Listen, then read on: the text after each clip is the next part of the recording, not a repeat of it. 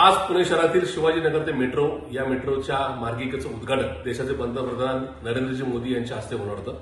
पण एकूणच 3-4 दिवस चाललेला पावसाचा खेळ, पावसामुळे सभासाने झालेला चिखल आणि एकूणच हवामान खात्याने दिलेल्या इशारा यानुसार आज नरेंद्रजी मोदी यांची सभा होऊ शकणार नाही हे लक्षात आल्यानंतर हा दौरा रद्द करण्यात आलेला आहे.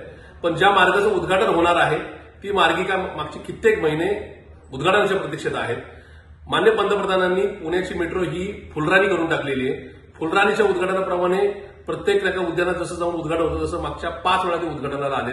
एका छोट्या मार्गाच्या उद्घाटनाला पंतप्रधानांनी यावं यासाठी पुणेकरांचे हाल करणं हे बरोबर नाही, कारण पुणेकरांचे हाल आम्हालाही पाहत नाही.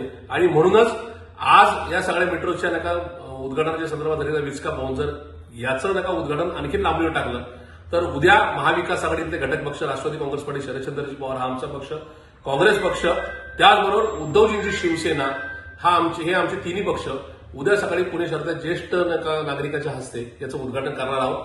हा इशारा आम्ही या राज्य सरकार आणि केंद्र सरकारला देतो. होय, आम्ही तयार आहोत. उद्या सकाळी महाविकास आघाडी या मेट्रोच्या मार्गाचं उद्घाटन नक्की करेल. याची नोंद घेऊन ही मार्गिका पुढच्या 24 तासात चालू व्हावी, अन्यथा महाविकास आघाडी रस्त्यावर उतरण्याची तयारीत आहे. हे सरकारने आता या ठिकाणी समजून घेण्याची गरज आहे.